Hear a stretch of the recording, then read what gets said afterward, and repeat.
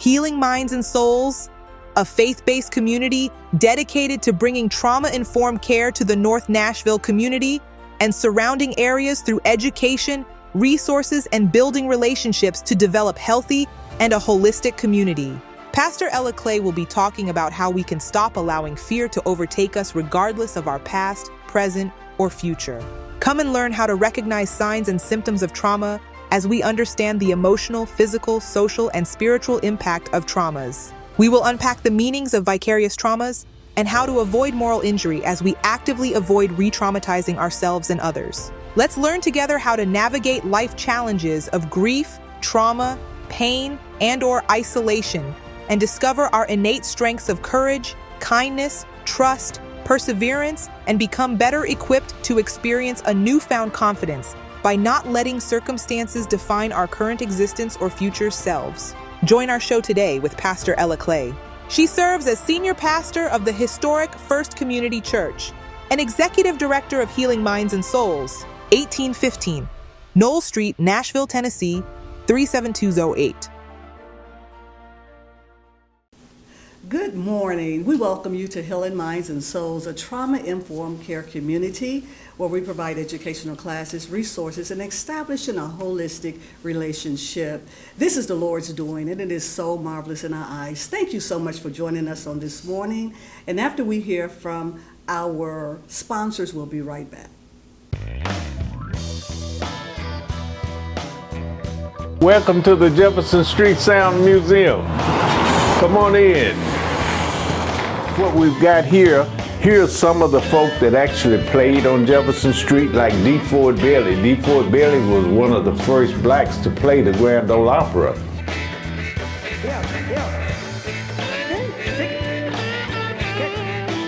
And what I'm doing is building a legacy for the artists and musicians that played here on Jefferson Street that didn't get their just due or didn't make it to stardom while over here on Jefferson Street, like some of the artists and musicians that played over here, like Jimi Hendrix, Count Basie,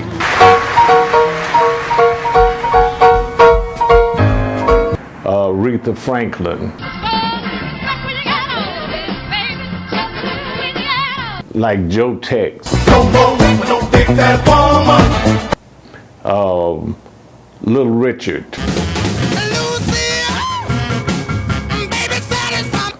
James Brown. Enlightened about what took place over here on historical Jefferson Street. We have pictures of different folk that came in here and visited. We have memorabilia. We have an area where we've got t-shirts, keychains, books, a number of different things that you can find to purchase, to take home a souvenir from the Jefferson Street Sound Museum.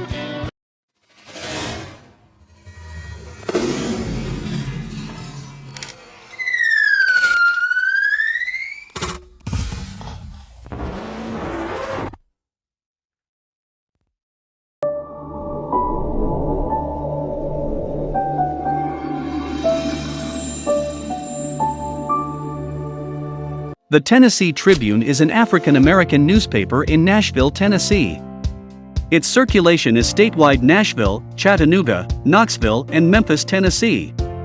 It was founded in 1991 by Rosetta Irvin Miller Perry. Each week more than 150,000 Tennesseans read the Tennessee Tribune to keep a watchful eye on news and events shaping our community. They turn to the Tribune because it speaks to their needs with language and perspective, which reflects their way of life. Unlike other weeklies that have lost touch with important issues facing today's Black families, the Tribune offers a fresh and encouraging view on people and events that have a positive impact. I'm Rosetta Miller Perry. I'm the publisher and CEO of the Tennessee Tribune newspaper. I've been in business for over 30 years.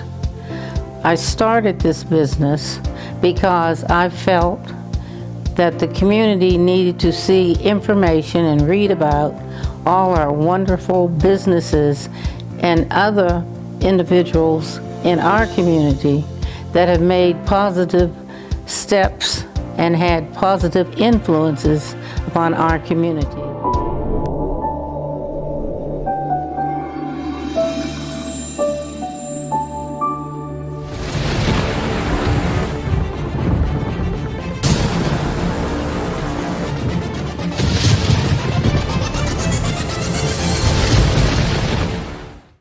On this morning, we have an amazing friend of mine. Matter of fact, he's my mentor, the one and only, the Reverend Edwin Sanders II, who is a senior servant and the founder of Metropolitan Interdenominational Church, established in 1981 in Nashville, Tennessee. The congregation attracts a cross-section of people with the mission of being inclusive of all and alienating none. Metropolitan has outreach ministries in the areas of substance abuse, advocacy for children, sexual violence, and harm reduction, and since 1984 has provided services for persons infected and affected by HIV/AIDS, with the First Response Center being founded in 1992. Reverend Sanders received the Bachelor's of Arts degree in anthropology from Wesleyan University in 1969. His professional life began as co-director of the Wesleyan African American Institute. He later served on the board of trustees in 2014 and received the Wesleyan University Distinguished Alumnus Award, and in 2019 was awarded an honorary Doctor of Humane honorary degree, and he pursued graduate studies at Yale University and Vanderbilt University Divinity School. In Nashville, Tennessee, Reverend Sanders has served as pastoral counselor for the Medical Meharry College Alcohol and Drug Abuse Program, director for the Southern Christian Ministry, and the dean of the chapel at Fisk University. Reverend Sanders is an emeritus member of the board of directors of the Black AIDS Institute, a member of the Interdenominational Ministers Fellowship and the Ryan White Community AIDS Partnership, a life member of NAACP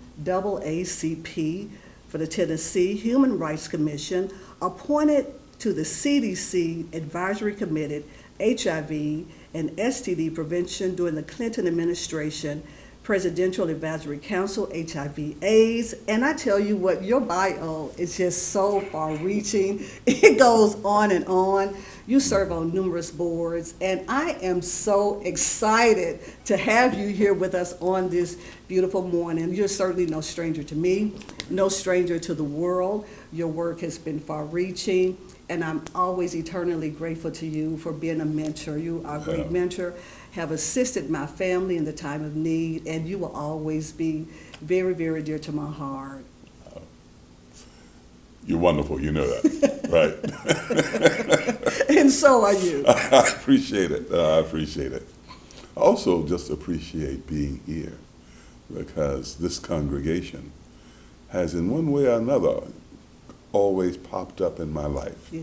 You know, it's been a great place for especially my oldest child, our son, who came here really, well, he was here. By the time he got here, his feet would reach the pedals of the organ, all right? Oh, wow. But because when he started with us at Metropolitan, he sat on the bench at the organ, but his feet were not, I mean, he wasn't tall enough then for his feet to reach the organ. But this congregation just embraced him so fully. I mean, he was at one of those stages in life where I think he needed affirmation from, everybody, and this was a place where, to this day, everybody comes running up to him, and he was the reason why I met some interesting. I probably would not have known Mrs. Hayes at an early, stage in being in Nashville if it hadn't been for the way in which this congregation. Yeah, so that was my That's my number one man. As a matter of fact, I'm amazed now by how much he is an asset to me in life. He's so clear thinking, and so much more. To me, always seems like he's more focused than I am. You know, 'cause I get a little helter-skelter sometimes.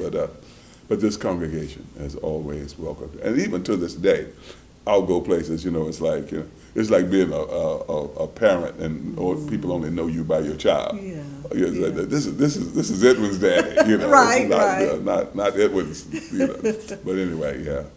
But no, this place has always been one.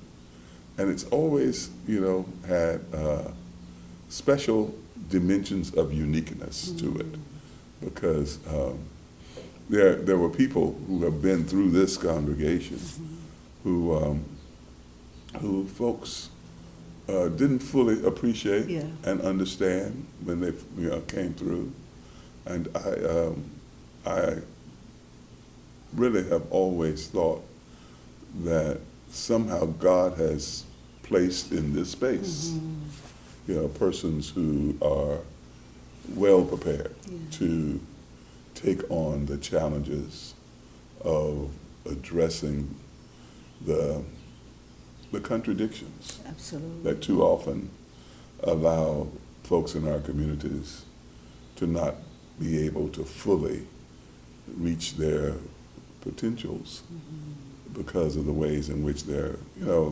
always have seemed to be unnecessary barriers, unnecessary stumbling blocks, unnecessary ways of having to overcome misrepresentations. And then there's always somebody to show up in this community, especially when I think about it in terms of this initiative that's so central to your work now, that's framed by the whole dynamic of how we deal with addressing trauma.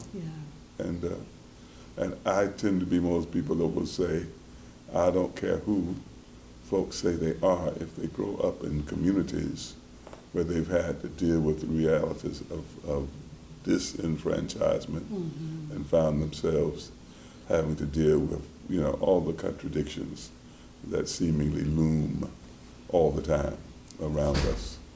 And it's important to have places where people know and appreciate that what you represent is something that is a blessing to them. Absolutely. And Absolutely. and clearly that's what you've been able to do here. Absolutely. And you said something important about the work that we're doing as it relates to trauma, and you know a lot about trauma. Even as I think about your work and how your work is so, again, far-reaching, you were on the forefront when HIV and AIDS first started in the world. Yes. And you have been an individual that have always spoke for people that didn't have a voice, right? Being able to speak out for the voiceless. And so the work that you have done, again, has just impacted so many lives, and it continues to do so. And so one of the things that I was going to ask you about is the impact of trauma that's associated oftentimes with individuals with HIV, AIDS, also the family members, and also the community. Additionally, you have counseled so many people, the pastoral counseling. And so oftentimes we see there's an addictive type of challenge that individuals are dealing with. And so how does that intersect and impact when individuals are dealing with, again, diseases, when they're dealing with challenges in their life? How do you see that trauma is directly related to those challenges? Wow. I think that invariably what happens to us in communities that we serve is that we end up having to be the sounding boards. We end up having to be, in many instances, the comforters. We end up in situations where you learn, I think, one of the great lessons of life, and that is how to bring hope to people in moments of what might seem to be hopelessness, and how to bring encouragement where situations said that there's been abandonment, or you find yourself in situations where literally, and I use this word with a little bit of a smile on my face because of the degree to which it's a part of a theme that I was blessed to find my way to early in life.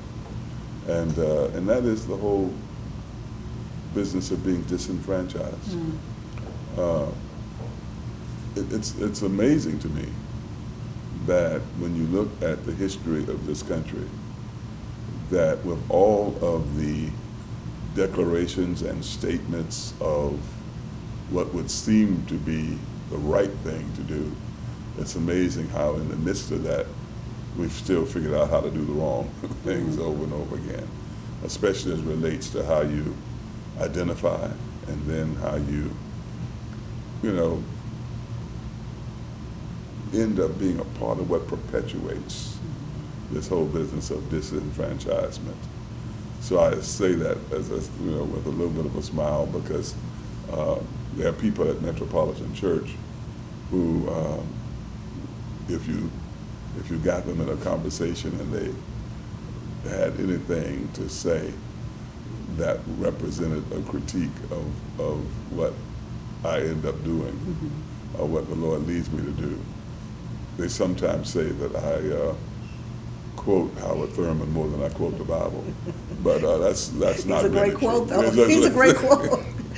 So if you gotta make the mistake of quoting somebody else, yeah. Yeah. But I say that because, and I'm you have to forgive me for being a little bit how should I say, maybe too personally framed by this kind of statement. But I always tell people that that God sent Howard Thurman into this world right in time for me. They did, although he had done Jesus and the Disinherited as a written piece that he had done, but it was in 1947, the year that I was born, that he published it. Wow. And I always say he published it just in time for me. Perfect timing. He knew I would need it. Yeah. So, and even though there's a part of me that makes me appreciate or realize, not appreciate, but to realize how so much of what we think of as being a negative consequence of the way in which so many of the ancestors of people of African ancestry ended up having to deal with. In spite of that, there's a way in which there were people who had the mindset that would continually encourage. And the other thing that I've really come to appreciate so much is the way in which we've been able in our communities to take what ends up being, even what has been intentionally thrown up in our faces as being, statements and declarations of being lesser people. Somehow, in spite of that, there's always a way in which people have turned it into that, where folks could deal with not the lesser sense of humankind, but the greater sense of humankind. I just, I was, just last week, it wasn't directly the byproduct of knowing that you were going to be in South Africa. But, and this has really some ways nothing to do with South Africa, but I do know that there is a way in which there have been those persons who, in spite of the horrors of slavery, have been able to progress, have been able to develop, have been able to even design ways of living that have to be seen as exceptional, and in spite of all the things that were put before us that have translated into a lot of hurt and a lot of pain. But the fact is, there's a truth that's bigger. I tell you, it's also been a blessing. And some things you just are blessed to have been able to be the beneficiaries of along the way. one of those things for me was my birth father. My birth father died when I was 11 years old. But sometimes when I talk about my birth father, people will say, how do you remember so much about him? And I remember my mother, who was a teacher and then went on to be a librarian until the end of her life. She was, I guess, probably 92 or 3 by then. But I think up until maybe her mid-80s or late 80s, she was a librarian. But one of the things that she did was she was very much a person who required and insisted on learning and experiencing life through the experience of others. Mm-hmm. And I say that in relationship to talking about trauma, because I still, to this day, am very much amazed by the writings and the ways in which people who have been victims of and had to live through the horrors of trauma being in every direction you turn. Yeah. And realizing how often they still end up being the great contributors and the like. But I threw that little thing in about my mom because my father used to put me in the car with him. He was a major player in the old central jurisdiction of the Methodist Church. And the gentleman who was the bishop in this area, a gentleman named Matthew W. Clare, I will always remember him. But my dad was he had been a business person. I mean, he had been, an entrepreneur in his own ways. He owned a store. He was, oh boy, you name it. Somehow he even learned at an early age a gift in terms of being a builder. He had tremendous gifts. As a matter of fact, when we lived in Lebanon, Tennessee, when I was a very little boy, I mean, I probably was no more than 4 years old, I remember that my father would take me all the time to work with him. And I can remember my mother telling him, he said, she always called him Edwin. She said, Edwin, you can't take him out of school all this time, And he would say, oh, he's going to learn more riding around with me than he will. But literally, between Tennessee, Arkansas, Mississippi, and also, I guess, Oklahoma. He actually died on one of the trips that he was on in Oklahoma. But he was a very effective teacher, and I always feel like he was my blessing in life in that regard, because there are little things that I learned along the way. But the other thing that I learned was that in many instances, the people who taught, some people don't know all the little bits of history that exist for us, especially around the mid-20th century. And one of them was, at least there was enough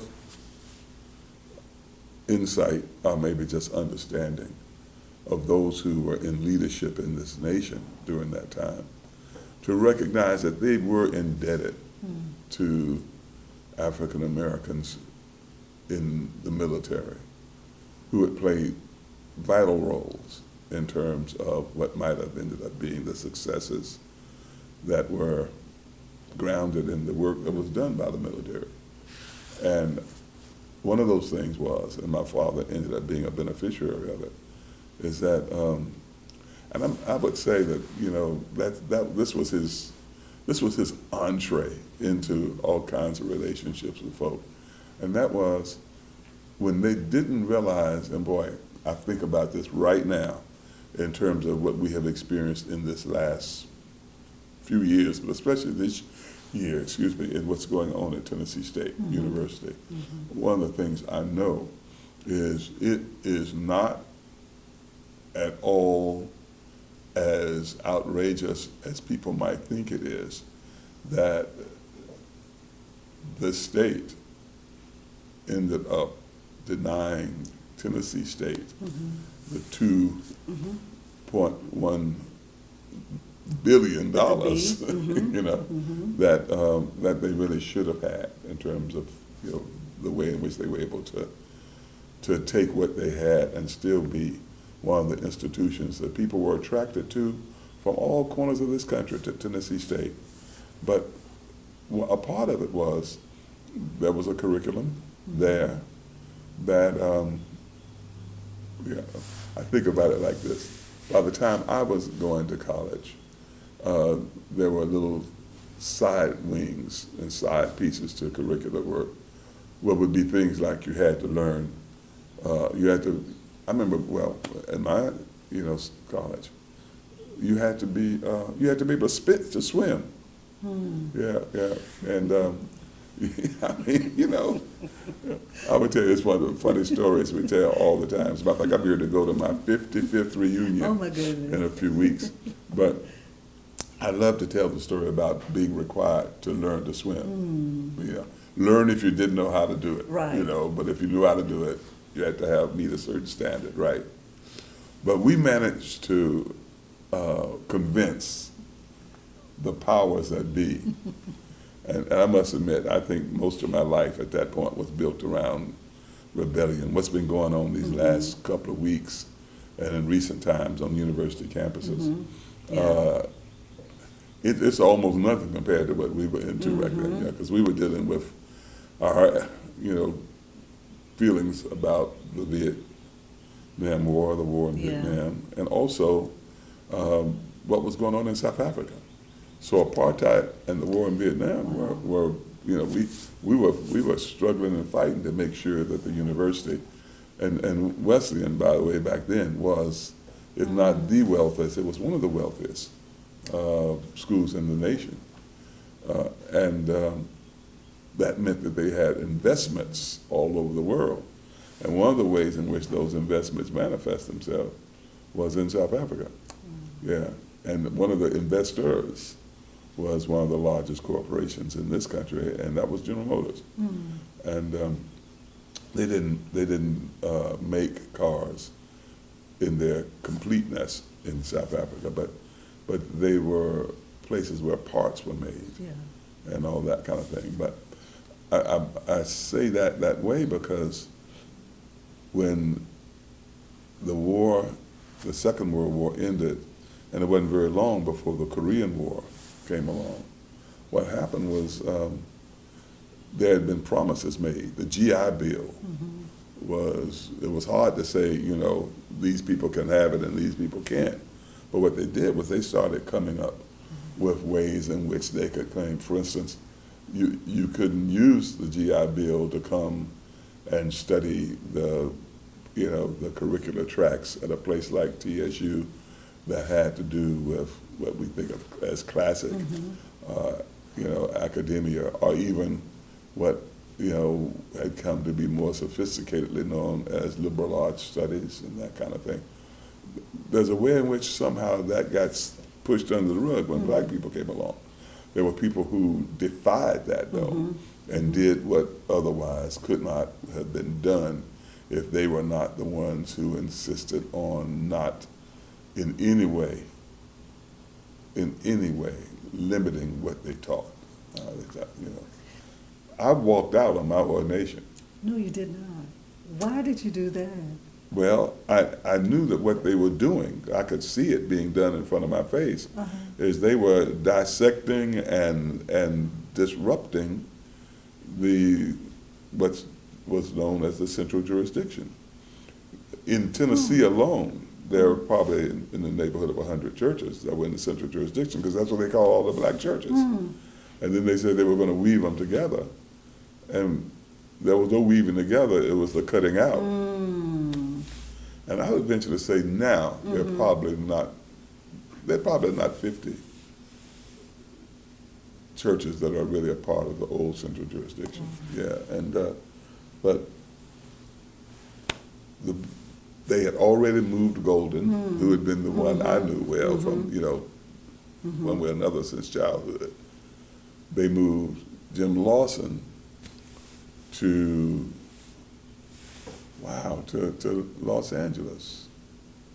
I'm just realizing how long this has been. I mean, it's not as far back as I might think it is sometimes, because I remember they moved Jim to Los Angeles that year from Memphis and Seminary. The reason why I'm kind of thinking on it and smiling is that day after tomorrow, it probably could have been the equivalent to today, 50 years ago.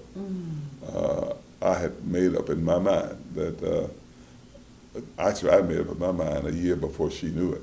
You know, I always tell people, I had married Billy a year before she even knew who I was. Because I remember when I first saw her, and Bob Williams, another great band. I'm gonna tell you, I would say, you know, and that's in no way sexist in the way I'm saying this, because I will tell you, it's important to have men Yeah. in the lives of young men. Oh, it's true. It's absolutely And true. I'm gonna tell you, I have an experience with that in that regard, because Jim used to take me everywhere. My mother would let me go places with him, and my second father would always be, you know, he always deferred to her. Yeah, I had. Okay, funny story. I can't help but tell funny. Let me tell you the funny story. My second father was a wonderful man, a wonderful man. We had one falling out in the whole experience of our lives together. And my mother would always tell the story with tears in her eyes. She said, I wasn't sure you all were going to make it through that. You all were pretty, you know. And for about 2.5 days, we went, I mean, toe to toe, talking about this and that. And I was always probably more bold in my little conversation than I should have been. Because I was saying I wasn't going to do something. And he was saying, you know, you are going to do this because this is what you need to do. After 2.5 days, it ended. We never talked about it again. He was insistent that I was going to do something, and I was insistent I wasn't going to do it. But this is the real joke in it. Guess what it was I wasn't going to do? What was it? I refused to go to Morehouse College. Oh my goodness. And he knew that I had gotten this my goodness. scholarship opportunity to go to Wesleyan, Connecticut. Oh, that was a hard decision. Oh, look, he had 2 sons. His Oh, sons my had gone to goodness. Morehouse. Oh, As far as my he was goodness. concerned, there wasn't any other school to go to. No other school. No other school to Morehouse go to. man. It had to be. It had to be. His boys had gone, and you know, his daughters. Wow. Interestingly enough, now his daughters, he allowed to come to Fisk, and that worked out well for us because my sister was already here.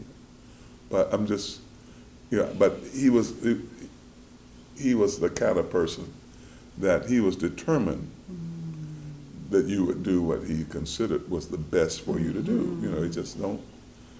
You know, the best thing you could do in your life is go to Morehouse. And Yeah. how awesome is that to have a man that's really concerned about the well-being of a young man that's growing Right.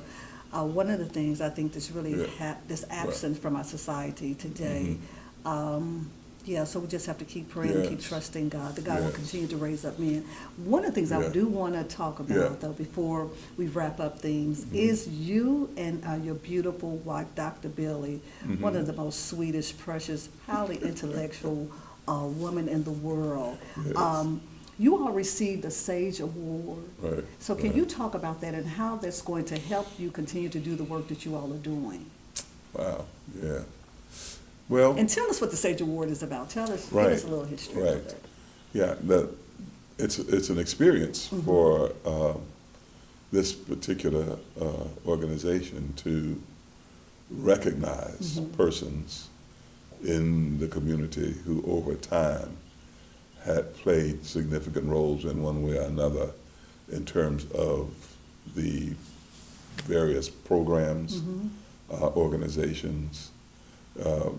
For me, it ended up being, you know, IMF, the Interdenominational Ministers Fellowship, and then it also ended up being activities around the whole business of social justice.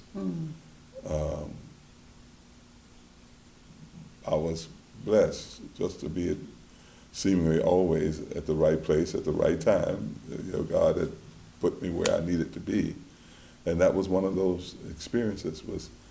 I can't even remember how some of those things would happen along the way, because you know, I was able to serve on the Human Rights Commission, you know, here, and that was a great experience. When I came, you know, a lot of people that they will laugh at me. I'm gonna tell you this quickly though. People, everybody, I mean, to this day, I mean, we just finished the 50th reunion, not reunion, what do you call it?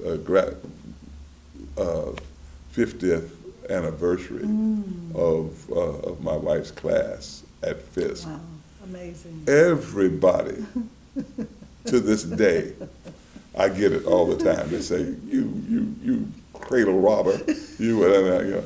I have to tell people all the time, I say, my wife is just 5 years younger than I am. When I got to Fisk, she was 19 and I was 24, okay? So I always remind people that, you know, but I say it and inject that at that point because it was always like, you know, opportunities were coming. I could never have imagined that I would have, you know, come here and had the experience I had, because I remember when I showed up on Fisk campus, and the only institution of higher learning I had been to was, you know, in Connecticut and in New York. I remember thinking, I said, wow, you know, how did I land here? But that was God's hand as well, you know. But I'm today it really kind of, you know, is at the top of my thinking for a moment, and that is I ended up at Fisk getting, you know, I got sometimes thrown the jobs that other people didn't want to do sometimes, you know. Somehow they had developed a program with some teaching institution in Japan. And my very first year here, they had me to be the one that would entertain these folk when they came. I laughed about the fact it was the first time I went to the Grand Ole Opry. It was still downtown here then. And I remember going to the Grand Ole Opry, fully prepared to dislike it. I loved it. Wow. I loved it because one reason why I wanted to go to Wesleyan when I was, you know, coming out of high school was music was very important to me. And Wesleyan was one of the 2 schools in the United States that had a degree in ethnomusicology. People didn't even know what ethnomusicology was, but it was a way in which folks were starting to study the roots of you know, musical expression and the way in which it had affected the lives of people. And so I was, you know, in a situation where I would be the one they would send to host these folks from Japan. I do that. Right after that, the other thing that happened was Sewanee College, University University of the South, you know, down south of here, on top of, what is that? That's anyway, it's on the plateau as you go from here down to, you know, Chattanooga and Atlanta. Well, see, I was just, 4 or 5 years, out of Wesleyan. And then, but what happened was they decided to admit, I want to say it wasn't but a half dozen black students at Sewanee at the University of South. And now when I look back on that, I realize it was really some pretty strong voices on that campus for issues related to, what Martin Luther King Jr. liked to refer to as soul force. So again, where did Swanee come? They came to Fisk and asked if there was somebody that they could loan to Swanee to come down there. Initially, it was one night out of every week and stay in a place called the house on that campus. To this day, it's still the same. It's called Rebels Rest. And it was like a place where people could come and they had guests on the campus. And they turned that space over to me once a week. Every now and then I'd have something going on that meant I couldn't do it. But it was just a great experience because, and even now I've run sometimes into some of those young men. And not just the 6 black men that were there then. I mean, one of my best buddies is a guy named Salem Forsyth, who is one of the major home builders in this city. I mean, he's the builder of most of these houses that, I mean, it's not unusual for him to be building a house that somebody's paying $5 or $6 million to be built. But I remember him from then because he was a little bit of a white rebel on the campus down there, and somehow we got to be. But again, what made it work for me too, in terms of just relationship, was I wasn't that much older than they were. I had to deal with that at Fisk too. I just got through talking to some of those guys. Boy, when they first built out there in Bellevue, some of those condos over there, when I came here, I actually moved in one of those condos that was out there. And there was a group of guys who went to Fisk who lived in the units across from the drive from where I was.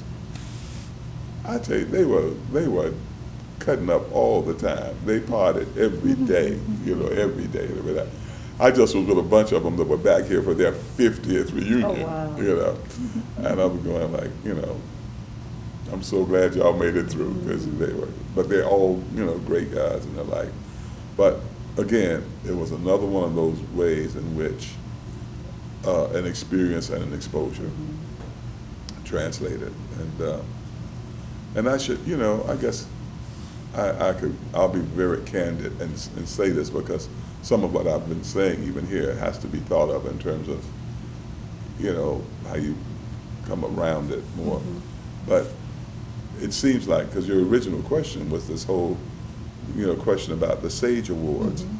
I was just almost completely taken aback by the fact that there were so many people who were a part of that process in terms of having wanted to decide to, give us that award together. But Billy is, I always refer to Billy as my better 3/4. Yes. That's why I said, because the Lord blessed me again, Yes, absolutely. Right. And I should say in a very candid way that what really first brought me to Fisk was that we were establishing on Wesleyan's campus in Connecticut an African American Studies program. And somehow, being an anthropology major, I ended up being very central to the development of that whole curriculum and stuff. And I came down here to Fisk as a part of a effort to have a faculty exchange because we had a lot of scholars at Wesleyan in areas that Fisk didn't have, necessarily, any strong, group of. But at the same time, the idea was that some of the folks from Wesleyan would come here and some of the people from here would come to Wesleyan. One night when I was here, there was a white professor named Dr. Currier. Currier was a history professor, but he had connections. I mean, he was like, he was like the white community's representative on that. He and another guy. He and another guy, and the other guy was a physics instructor who actually was also, I should say it's significant to add, he was a Quaker.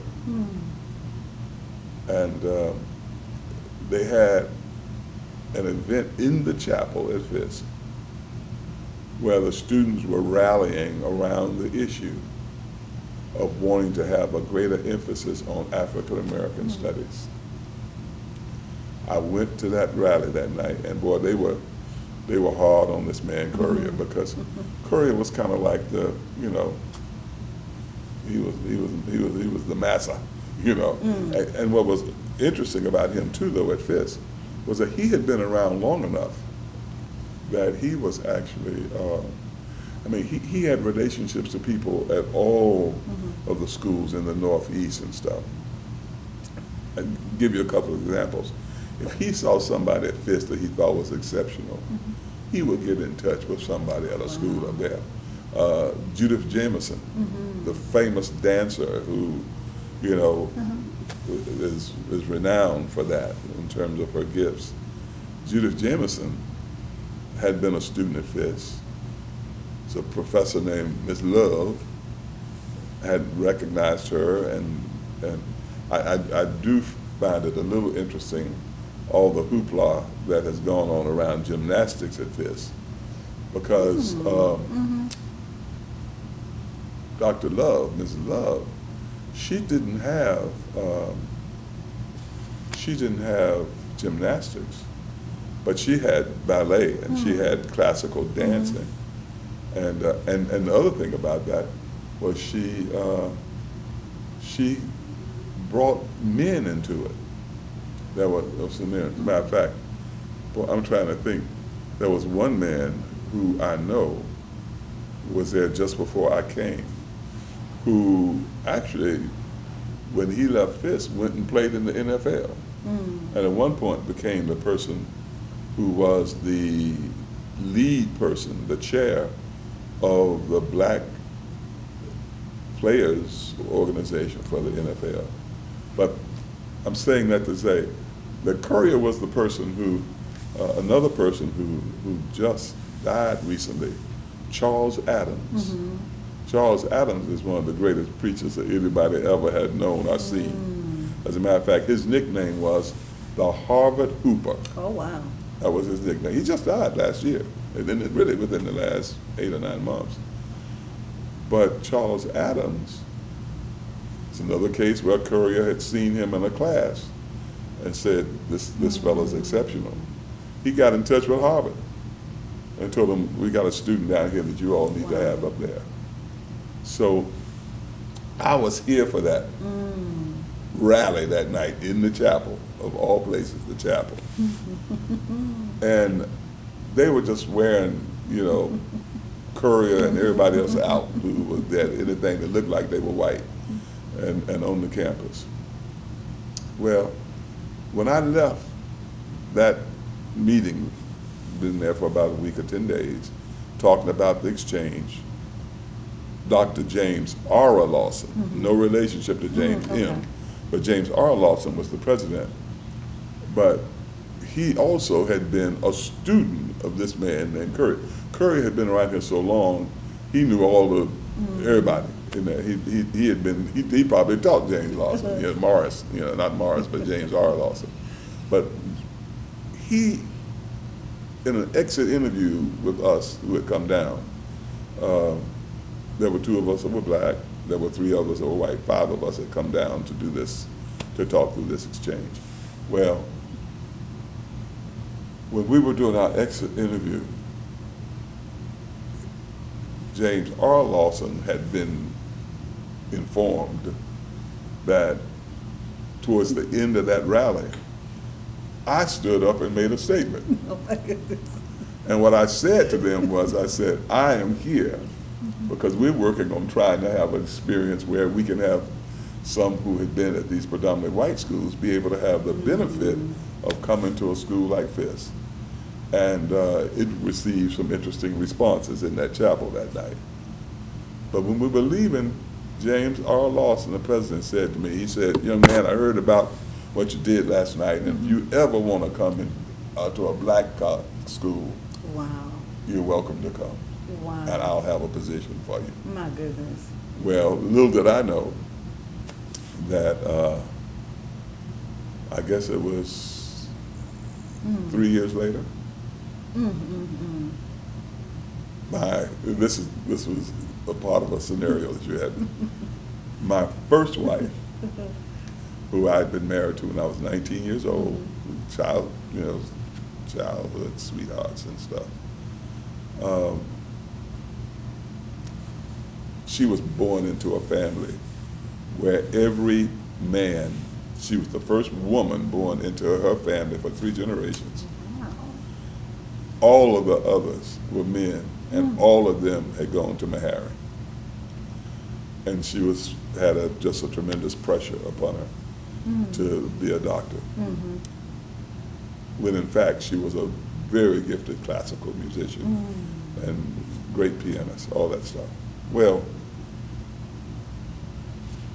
I stayed up in New York by that time. I'd moved from Connecticut to New York because another one of those blessings in my life was when they started the State University of New York at Old Westbury, and what's his name? Anyway, one of the Rockefeller boys was the whatever for the state by then, maybe the governor. But what happened was he ended up he saw himself being in competition with the university system in California, and he determined that during his gubernatorial piece there in New York, that he was going to establish equally what had been done in California. A part of that was there are all these universities that were started during his tenure there. One of them was at the State University of New York at Old Westbury, which is right out of Nassau County, just out from New York City. And one of my professors from Wesleyan was offered the position of being the president of that school. And he was given a year to begin to build the team and the curriculum that would be a part of that new campus. And when he did that, he decided that one of the things that he probably need to take into consideration was having some people, at least a person on the team that was a young person. I had just graduated. And when I had just graduated, he asked, and I actually been at Yale. It's only 15 miles between Wesleyan and Yale. So even when I was still working on helping to establish the African American Institute, that was back and forth. And then this is what happened last. He asked me to come and be a part of the founding team. Oh, wow. So I actually have in my resume something that's not there because I don't ever say a lot about it. But it did turn out to be how I came to Nashville and instantly had rapport with people at Vanderbilt. Wow. 2 things happened. One was my pastor had been the person that they had put out of Vanderbilt. But the other thing that happened was the person who became my mentor, who I will be with here, when I went to Wesleyan, I was 19 and he was 29. Wow. That's right. Well, he was the youngest professor on the campus. We became dear friends. But what happened in the midst of that was he's had some health conditions, which eventually, it led to his death. But it was interesting, when I came here, the persons that were in the senior positions at Vanderbilt were the people that he gave me entree to when I first came. Amazing. And here in Nashville, they had just started something called the Nashville University Center. And I was Fisk representative to it. Amazing. So then I got to know all these folk in these, because, back then not Fisk, but Nashville was known as the Athens of the South. Yes. Because they yes. had so many universities Yes. that were here. And so when I came along, again, Lawson was there, not the preacher Lawson, but the president Lawson of Fisk. He just instantly gave me that assignment to be the person that would represent Fisk. Thank you so much Yeah. for sharing with us today. Yeah, I could go on and on. Thank that you one. so much No, for no, just sharing your no. journey Right, and how right. we have seen how God has ordered your steps. Yes. The Word of God says, the steps of a good man or woman are ordered by the Lord, and the Lord delights in our ways. And certainly God has Well. delighted in your ways and continues to delight in your ways. Well. Thank you so much for sharing. We're going to have to bring you back because I can sit at your feet and just hear so Well. much rich history, Yeah, and your yeah. experiences Well. continue to inspire me and so many. Thank you so much for joining us. Thank We will you. see you again on next week. God bless you. Thank you for the opportunity. Absolutely. Thank you. Appreciate you.